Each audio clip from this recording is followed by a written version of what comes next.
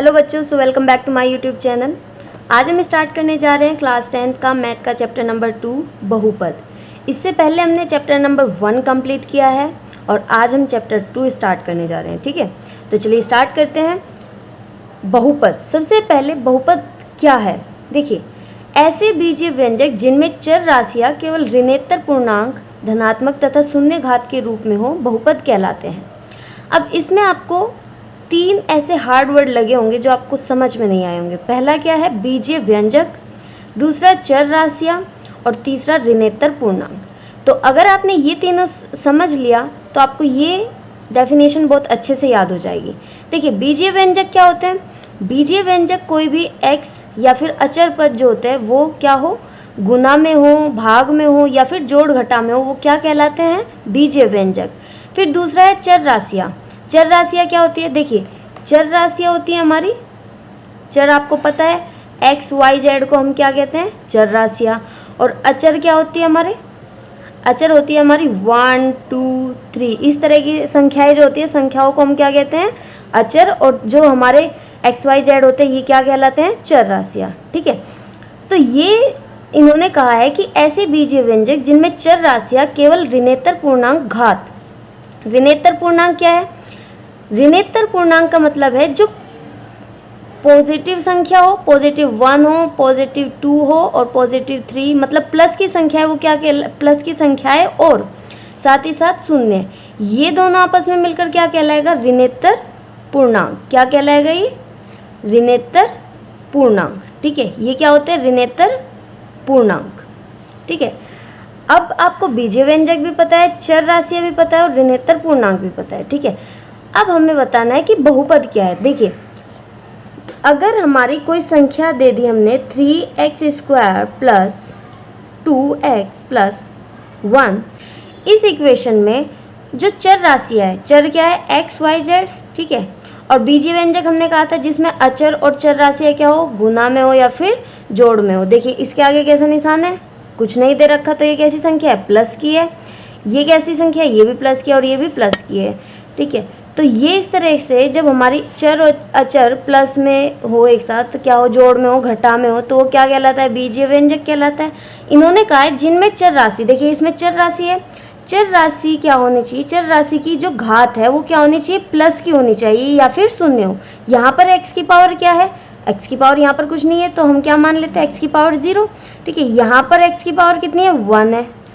अब देखिए, क्योंकि x की पावर 0 का मान क्या होता है? किसी की भी पावर अगर 0 हो तो उसका मान 1 होता है, तो अगर हम यहाँ पर 1 लिख देंगे, 1 की 1 में मल्टीप्लाई करेंगे तो 1 ही आ जाएगा हमारा।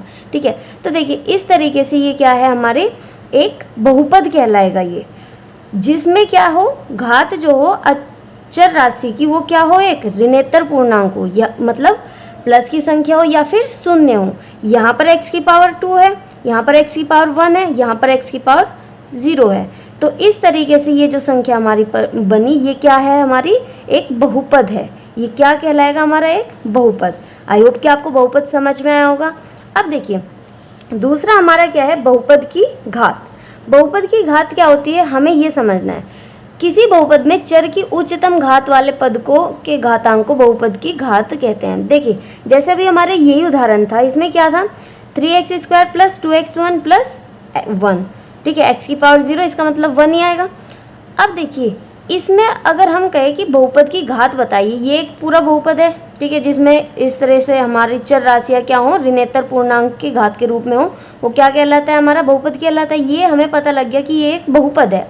अब इस बहुपद की हमारे से घात पूछ ली कि बताइए इस बहुपद की घात क्या है।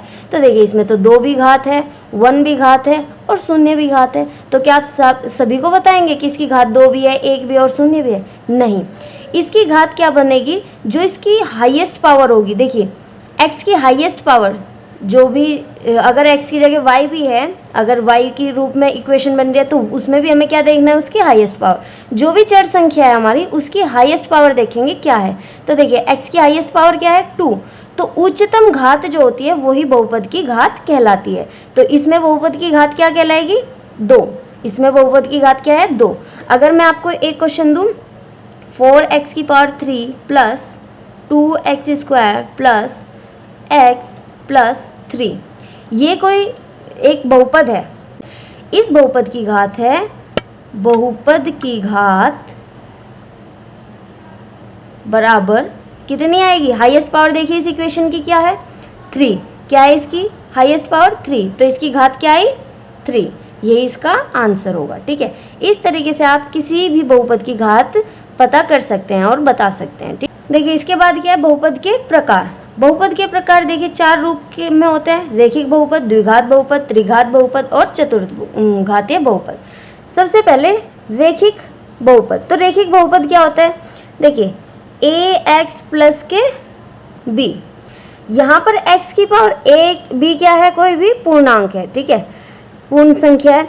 अब यहाँ पे देखिए x की हाईएस्ट पावर क्या है, यहाँ पर 1। कितनी है x की हाईएस्ट पावर 1। तो जब किसी भी बहुपद में x की पावर 1 हो, कितनी हो 1 हो, तो वो कौन सा बहुपद कहलाएगा, रेखिक बहुपद। तो ये बहुपद कौन सा कहलाएगा, रेखिक बहुपद। ठीक है, रेखिक बहुपद। द्विघात बहुपद। द्विघात बहुपद में x की हाईएस्ट पावर कितनी होगी 2। देखिए ax square plus bx plus c, ये कौन सा बहुपद कहलाएगा, द्विघात बहुपद। ठीक है, द्विघात बहुपद, क्योंकि इसमें x की पावर कितनी है 2। अब त्रिघात बहुपद क्या होगा, जिसमें x की हाईएस्ट पावर कितनी होगी 3 होगी, जैसे कि ax की cube plus bx square plus cx plus d।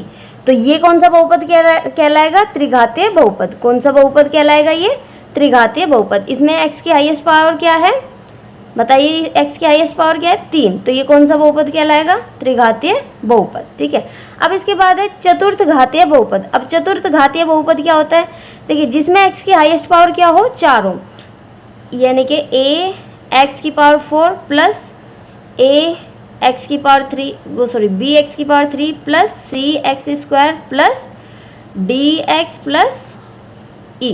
ठीक है, तो इसकी हाईएस्ट पावर क्या है 4 है, तो ये कौन सा बहुपद कहलाए, चतुर्थ घातीय बहुपद। क्या हुए बहुपद के प्रकार। ठीक है, अगर x की पावर 5 आएगी तो वो पंचघातीय बहुपद कहलाएगा। आप आगे भी ऐसे कर सकते हैं। ठीक है, और ज़रूरी नहीं है कि यहाँ पर सिर्फ x ही हो, मतलब इसमें जो चर राशि है वो x ही हो, y भी आपकी यहाँ पर हो सकती है, t भी हो सकती है और z भी हो सकती है, कुछ भी आप मान सकते हैं। ठीक है, इसके बाद है बहुपद का पदों के आधार पर वर्गीकरण। अब देखिए अभी ये जो हमारा वर्गीकरण था ये किसके आधार पर था, घात के आधार पर। अब ये क्या होगा, पद के आधार पर। अगर किसी भी बहुपद में एक पद है, जैसे कि मान लीजिए 3x स्क्वायर, इसमें क्या है केवल एक पद है, तो ये कौन सा बहुपद कहलाएगा, एक पदीय बहुपद। अगर आ जाए हमारे पास 3x स्क्वायर प्लस 2, ये क्या है, इसमें 2 पद है, एक पदीय है और एक पदीय है, तो ये कौन सा बहुपद कहलाएगा, द्विपदीय बहुपद। x अगर 3x स्क्वायर 2x प्लस 1, इसमें क्या है 3 पद है, तो ये कौन सा बहुपद कहलाएगा, त्रिपदीय बहुपद, क्योंकि इसमें कितने पद है 1 2 3, तो ये कौन सा पद कहलाएगा, कौन सा बहुपद कहलाएगा, त्रिपदीय बहुपद। इसके बाद शून्य बहुपद। देखिए शून्य बहुपद क्या कहलाएगा, 0x square plus 0x plus 0, ये कौन सा बहुपद कहलाएगा, शून्य बहुपद। क्योंकि देखिए इसका सारा अगर हम सॉल्व करेंगे तो क्या आएगा, हमारा आंसर शून्य आएगा, तो ये कौन सा बहुपद हुआ, शून्य बहुपद। ठीक है, अचर बहुपद क्या होगा, अगर कोई किसी भी इक्वेशन में हमारी, अगर किसी बहुपद में हमारा क्या हो, कोई भी चर पद ना हो, जैसे कि 3 है, तो 3 कैसा क्या है, एक अचर पद है, तो ये कौन सा बहुपद कहलाएगा, अचर बहुपद। ठीक है, अब इस तरीके से आपने क्या देखा, बहुपद का पदों के आधार पर वर्गीकरण। अब इसके बाद क्या है हमारा, बहुपद का मान ज्ञात करना। तो देखिए कोई बहुपद हमें दिया गया है px बराबर 5x square plus 2x plus 1, इसे हमें इस एग्जाम्पल के थ्रू समझते हैं, जहाँ पर इन्होंने x की वैल्यू हमें कितनी दी है 2, x का मान कितना दे दिया इन्होंने हमें 2, तो हमें इसका मान ज्ञात करना है। तो जहाँ भी x है वहाँ पर हमें क्या रखना है, 2 रखना है, तो हम क्या निकाल लेंगे, इस बहुपद का मान निकाल लेंगे। तो p x की वैल्यू कितनी 2 बराबर 5 इंटू में x की वैल्यू कितनी है 2 इंटू में 2, क्योंकि 2 की पावर कितनी है 2 है, तो 2 की मतलब x की पावर कितनी है 2, तो x को कितने टाइम्स लिखेंगे 2, प्लस 2 इंटू में x का मान 2 है प्लस 1। अब इसे सॉल्व कर लीजिए। ठीक है, ये इसका आंसर है। तो जो p x हमारा बहुपद था, अगर हमने x का मान वहाँ पर 2 रख दिया तो 2 रखने पर हमें कितना मान प्राप्त होता है 25। तो P2 का मान कितना है हमारा 25। इस तरीके से हम किसी भी बहुपद का मान निकाल सकते हैं अगर हमें क्वेश्चन में वैल्यू दे रखी हो। बहुपद के शून्यक या मूल, तो देखिए बहुपद के शून्यक क्या होते हैं और मूल क्या होते हैं। सबसे पहले तो आपको शून्यक और मूल पता होना चाहिए कि शून्यक और मूल कहते किसे हैं। तो देखिए जिस मान को रखने पर यहाँ पर इस बहुपद का मान हमारा क्या आ जाए, शून्य आ जाए, मतलब ये px बराबर क्या आ जाए, शून्य आ जाए, वो क्या कहलाते हैं, उसके शून्य कहलाते हैं। मतलब x का जो भी हम मान इसमें रखेंगे इस इक्वेशन में, उस मान को रखने पर ये कंप्लीट वैल्यू हमारी क्या बन जाए, 0 बन जाए, तो वो उसका क्या कहलाएगी, शून्यक कहलाएगी। अब इसमें तो हमें शून्यक पता ही नहीं है, शून्यक कैसे ज्ञात करेंगे। देखिए सबसे पहले तो ये यहाँ पर px की जो भी वैल्यू दे रखी होगी उसे हमने क्या करना है, उसे हमें 0 के इक्वल पुट करना है। px को हमें क्या करना है, 0 के बराबर पुट करना है। तो देखिए कितनी है px की वैल्यू, यहाँ पर पुट कर दीजिए 3x प्लस के 2, और इसे हम क्या रख देंगे, 0 के बराबर रख देंगे। अब यहाँ से हम x का मान निकालेंगे, कितना आ जाएगा 3x बराबर 2, इधर जाके इधर प्लस का इधर आके क्या हो जाएगा माइनस, यहाँ से x की वैल्यू कितनी आ जाएगी, माइनस की 2/3। तो यहाँ से ये हमारी वैल्यू क्या आई, x की वैल्यू आई माइनस की 2/3। अब देखिए अगर आप ये 2/3 इस इक्वेशन में पुट करेंगे, आप रख के देखिएगा इसका मान, तो इसका मान क्या आ जाएगा, 0 आ जाएगा, यानी कि px की वैल्यू कितनी आ जाएगी, 0 आ जाएगी। x का जो मान रखने पर हमें शून्य प्राप्त होता है वो इसके क्या कहलाते हैं, शून्यक कहलाते हैं। ठीक है, किसी भी इक्वेशन में। ये कौन सा बहुपद था, अगर हम इसे पावर के अकॉर्डिंग डिवाइड करें तो ये कौन सा बहुपद है, ये है रेखिक बहुपद, क्योंकि इसमें x की पावर कितनी है, 1 है। तो रेखिक बहुपद को तो हम इस तरीके से सोल्व कर लेंगे, मतलब उसके शून्यांक हम इस तरीके से निकाल लेंगे। अब देख लेते हैं द्विघात बहुपद के। तो यहाँ पर है द्विघात बहुपद, इसके शून्यांक हम कैसे निकालते हैं। देखिए सबसे पहला प्रोसीजर क्या बताया मैंने आपको, px जो भी है हमारा उसे हमें क्या करना है, 0 के बराबर पुट करना है। तो यहाँ पे px का मान कितना है, x² माइनस के 3x रख दिया, और बराबर किसके है, ये 0 के। यहाँ से देखिए x कॉमन आ रहा है तो हमने x को बाहर निकाल लिया, और अंदर क्या रह गया, x माइनस के 3 इक्वल्स टू 0। अब देखिए यहाँ तक तो आपने इसे देख लिया। अब इससे आगे जाने से पहले मैं आपको एक बात बता देती हूँ, अगर किसी भी इक्वेशन के हमें शून्यांक बताने हो कि उसके शून्यांक कितने होंगे, तो उसकी हाईएस्ट पावर देखिए, इसकी हाईएस्ट पावर कितनी है, 2। तो इस जो ये इक्वेशन है इसके शून्यांक कितने निकलेंगे, 2 निकलेंगे।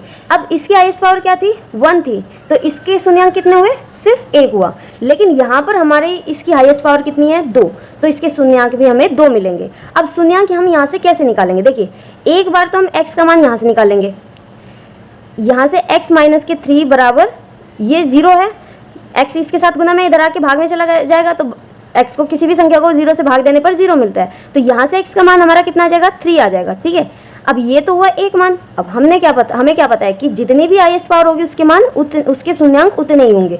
ठीक है, तो एक शून्यांक तो इसका ये निकल गया। तो इसका दूसरा शून्यांक क्या होगा, देखिए एक शून्यांक तो हमने यहाँ से इस x को डिवाइड में ले जाकर निकाल लिया। अब की बार हमें क्या करना है, इस वाली संख्या को हमें क्या करके लेके जाना है, भाग में लेके जाना है। तो देखिए कैसे करेंगे, दूसरा शून्यांक इसका ये थी हमारी x माइनस के 3 बराबर 0। पहले हमने क्या किया, इस वाले x को भाग में लेकर गए थे, इस बार हम क्या करेंगे, इस वाले x को भाग में लेकर जाएंगे। तो जब ये भाग में चला जाएगा, ये कंप्लीट वैल्यू भाग में चली जाएगी, क्योंकि ये एक साथ है, तो ये इसके साथ गुना में इधर भाग में जाके क्या हो जाएगी, 0। ठीक है, तो यहाँ से x का मान दूसरा क्या निकला, 0। तो इस तरीके से हमने इसके 2 शून्यांक निकाल लिए, इसका एक शून्यांक 0 और दूसरा शून्यांक 3 है। तो अगर किसी भी इक्वेशन के आपको शून्यांक देखने हो कि उसके कितने शून्यक है, तो हमें क्या करना है, उसकी हाईएस्ट पावर को देखना है, तो उसके उतने ही शून्यक आएंगे। ठीक है, एक एग्जांपल हम और ले लेते हैं। देखिए ये भी, इसकी भी हाईएस्ट पावर कितनी है, 2 है, और इसके भी शून्यक कितने होंगे, 2 होंगे। तो अब इसे कैसे सॉल्व करेंगे, सबसे पहले तो वही प्रोसीजर, px को हम क्या करेंगे, 0 के बराबर पुट करेंगे। तो cx² प्लस के 5x माइनस के 6 बराबर 0, ये पुट कर दिया। अब हमें क्या करना है, इसे सॉल्व करना है। अब इस तरह की जब इक्वेशन आ जाए तो आपको क्या करना है, देखिए इसे सोल्व करने के आपके पास 3 मेथड होंगे, लेकिन इस वाले चैप्टर में हम 2 मेथड पढ़ेंगे आपके। एक तो इसे श्रीधराचार्य से, और एक हम क्या करेंगे, इसे गुणनखंड विधि से। ठीक है, और इससे नेक्स्ट चैप्टर में आपको एक विधि और मिलेगी, वो मैं उसी चैप्टर में समझाऊंगी, वो होती है पूर्ण वर्ग विधि। ठीक है, तो यहाँ पर हम इसके 2 विधि समझते हैं। सबसे पहले तो क्या है, गुणनखंड विधि। इसके गुणनखंड विधि से कैसे निकालेंगे, आपने इससे पहली क्लास में भी गुणनखंड विधि से जरूर निकाले होंगे। ठीक है, अगर आपने अच्छे से पढ़ा होगा। देखिए क्या करते हैं, इन दोनों की आपस में गुना करते हैं, कितना आ जाएगा इन दोनों की गुना करके, 6 6 जा 36। ठीक है, और यहाँ का निशान चेक करते हैं, ये निशान क्या है, माइनस का, तो माइनस का इक्वल्स टू क्या आना चाहिए, यहाँ पर क्या है, 5। तो अब हमें यहाँ पर ऐसे गुणनखंड करने हैं इसके 36 के, कि गुना करने पर हमारा कितना है 36, और घटाने पर हमारा कितना है 5 आए। तो हमें यहाँ पर वो 2 संख्याएं ज्ञात करनी है जिन्हें गुना करने पर तो 36 आए और घटाने पर 5 आए। तो देखिए 36 के गुणनखंड कर लेंगे हम, कितने आएगा, ये 2 दूनी 4 और 3 तिया 9। ठीक है, कितना आया, 2 दूनी 4 और 3 तिया 9।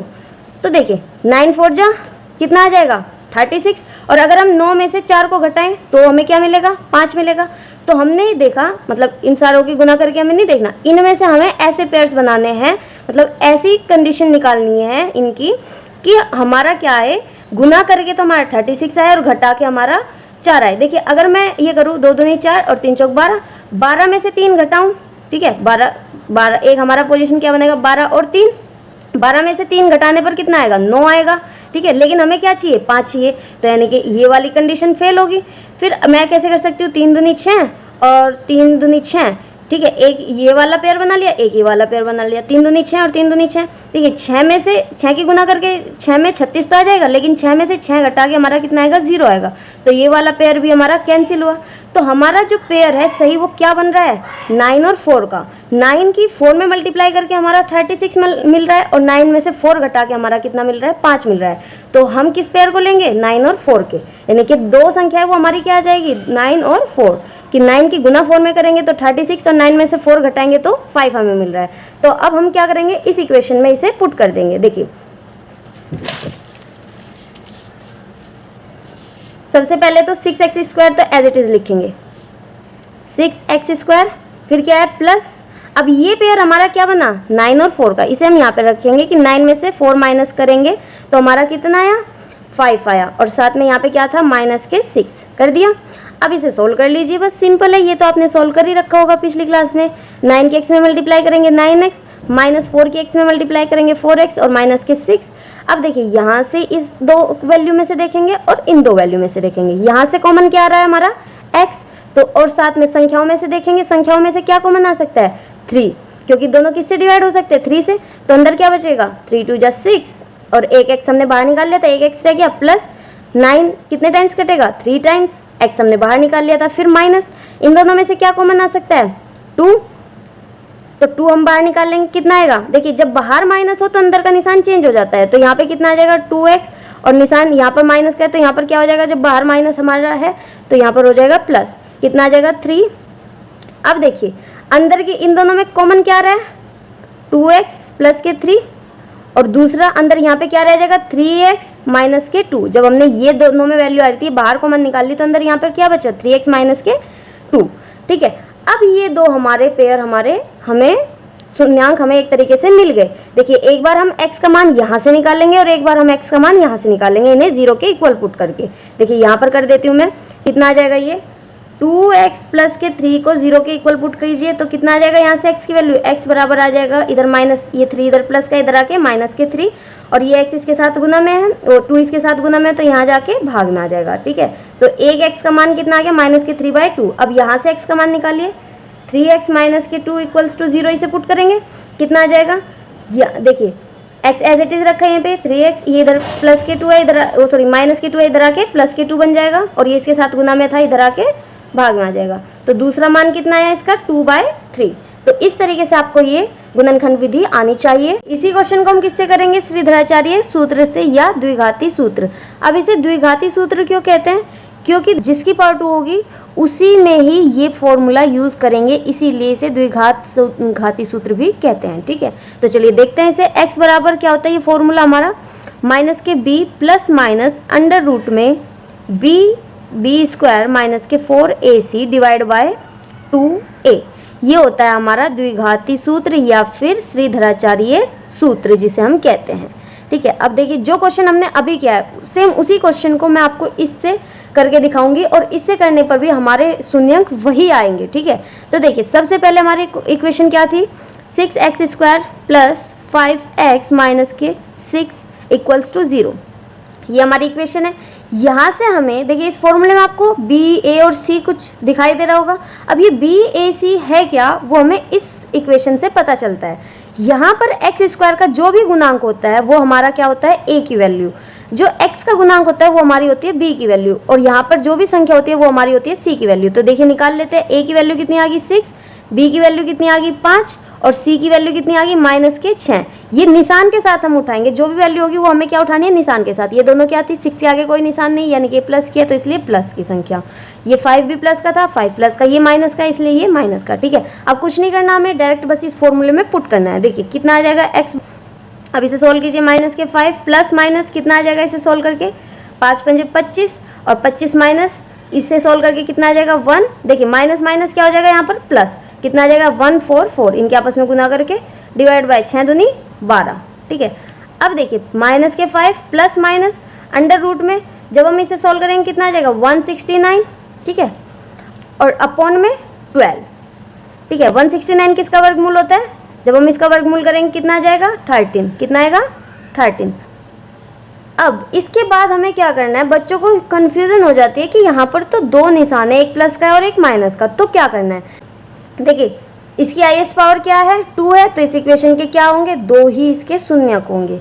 तो ये प्लस माइनस एक शून्यक हमारा प्लस का होगा और एक शून्यक हम यहाँ से माइनस का निकाल लेंगे। तो देखिए एक्स की यहाँ से 2 वैल्यू निकल जाती है, एक माइनस के 5 एक प्लस की आ जाएगी, प्लस के 13 डिवाइड बाय 12। यहाँ पर जाकर हम क्या कर देते हैं, इन्हें अलग कर देते हैं। दूसरी एक्स की वैल्यू कितनी आ जाएगी माइनस के 5 एंड माइनस के 13 डिवाइड बाय 12।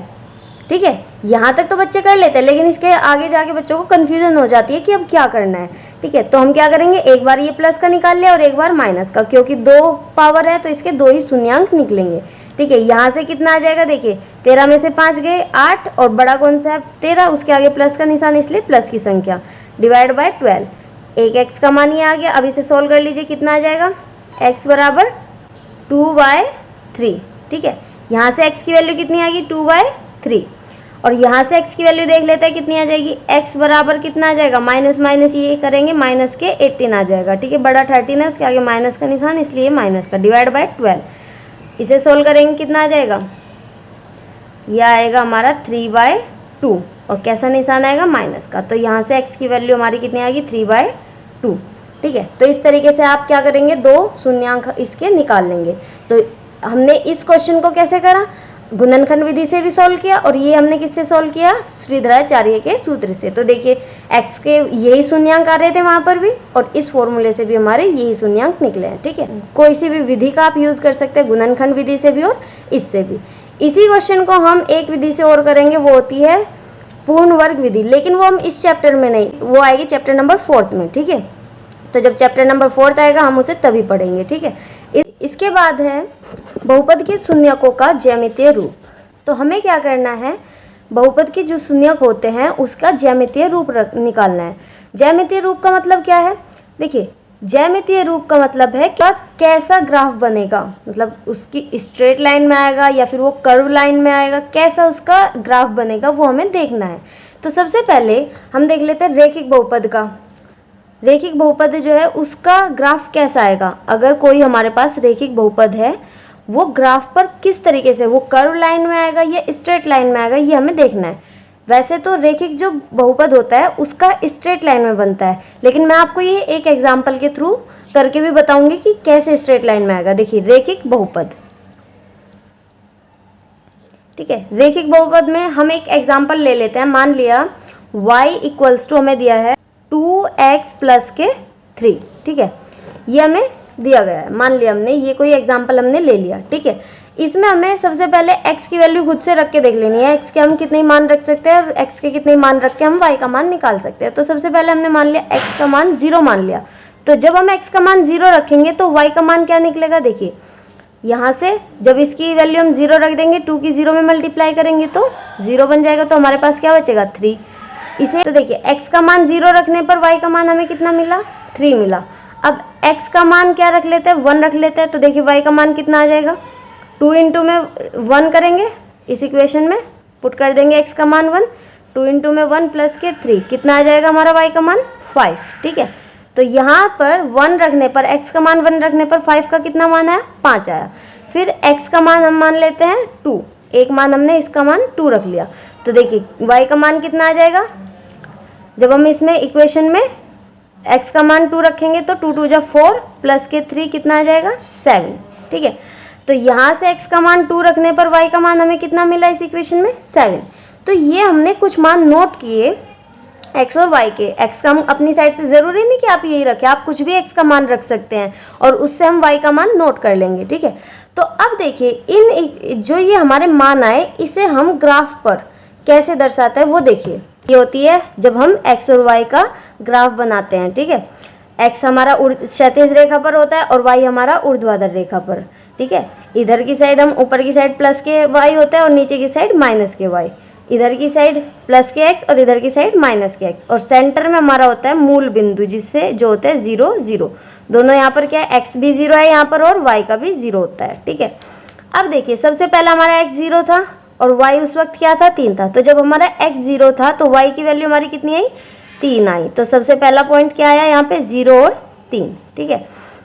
अब x क्या है 1 और 5 क्या है, वो सॉरी y क्या है 5। तो x 1 है और y की प्लस के 5, तो देखिए ये दोनों कहाँ पर मिलेंगे आपस में, ऐसे यहाँ पर ये पॉइंट मिलेगा। तो ये कितना आया 1,5। उसके बाद x की वैल्यू 2 है और y की वैल्यू 7 है, तो ये 2 ये आपस में कहाँ मिलेगा जाकर, यहाँ पर, ठीक है। तो ये जो पॉइंट आया ये किसका आया, 2 और 7 का। x की वैल्यू 2 थी और y की वैल्यू 7। देखिए यहाँ पर पहली संख्या क्या होती है हमारी x की और दूसरी संख्या y की होती है, ये चीज़ आपको पता होनी चाहिए, ठीक है। अब हम क्या करेंगे, इन पॉइंट्स को आपस में मिला देंगे। तो देखिए इन पॉइंट्स को आपस में मिलाने पर हमें क्या मिलेगी, एक स्ट्रेट लाइन मिलेगी ना। इसे आप स्केल से बनाइएगा तो आपकी एकदम करेक्ट आएगी। तो ये हमें क्या मिली, स्ट्रेट लाइन मिली।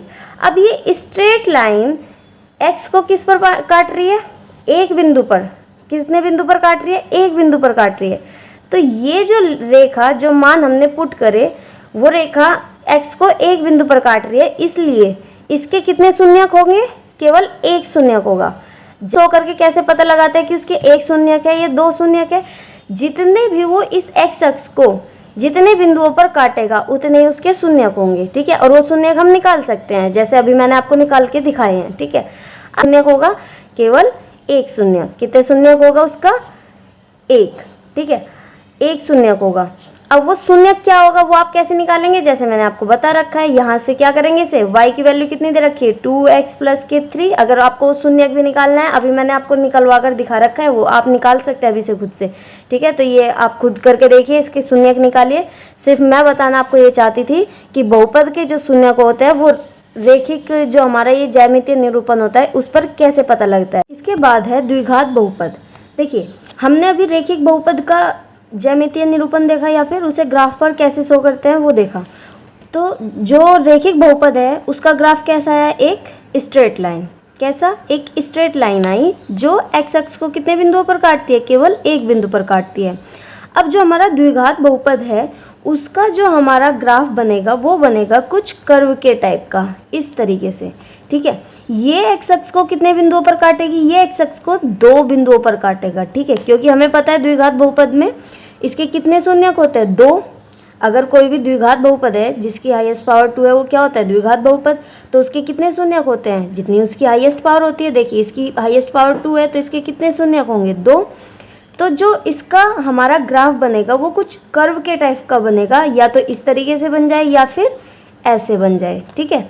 ऐसे भी बन सकता है और ऐसे भी बन सकता है। लेकिन अगर कोई हमारा इस तरीके से ग्राफ बन रहा है जो x अक्ष को नहीं काट रहा किसी भी बिंदु पर, इसका मतलब है कि इसके कोई भी शून्यक नहीं है। इस टाइप का कर्व बन रहा है या फिर ऐसा कर्व बन रहा है, लेकिन क्या कर रहा है, ये x अक्ष को नहीं काट रहा है, तो इसका मतलब है कि इसमें कोई भी शून्यक नहीं है, ठीक है। तो चलिए अब देख लेते हैं हम एक बार कि क्या सच में हमारा इस तरीके का ग्राफ बनेगा या नहीं बनेगा, ठीक है।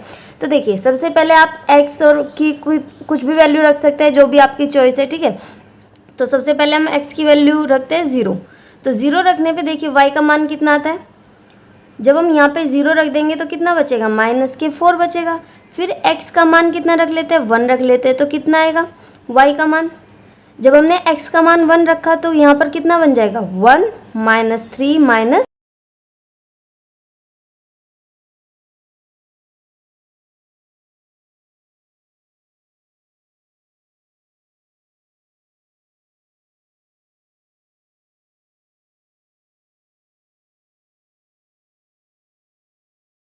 ठीक है। तो इस तरीके से हमने कुछ मान नोट कर लिए। अब हम क्या बना लेते हैं, एक टेबल बना लेते हैं।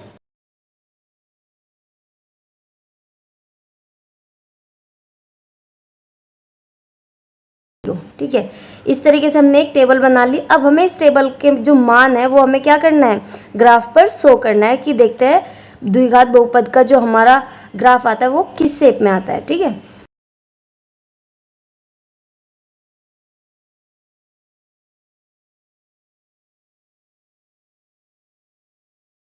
तो देखिए इस तरीके से हमें ये सारे मान लिख लेने हैं।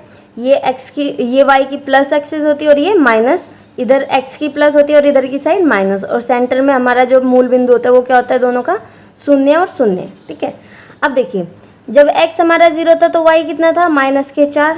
x हमारा कितना है 0, y कितना है -4, तो पहला पॉइंट हमारा यहाँ पर बना।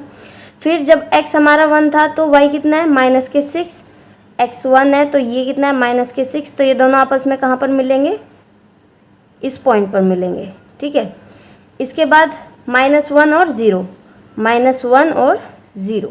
ठीक है, ये यहाँ पर बन जाएगा। फिर 2x का है और -6 y का, 2 और -6 ये यहाँ पर बनेगा। फिर 3 और -4, 3 और -4 यहाँ पर बनेगा। दोनों का जो मिड पॉइंट, जो दोनों एक साथ मिलेंगे कहीं यहाँ पर मिलेंगे। ठीक है, फिर 4 और 0, 4 यहाँ पे और y का 0 भी यहीं पर आ जाएगा। ठीक है, तो इस तरीके से हमारे ये जो पॉइंट्स बने, अब इन्हें क्या करना है, हमें आपस में मिला देना है। ठीक है,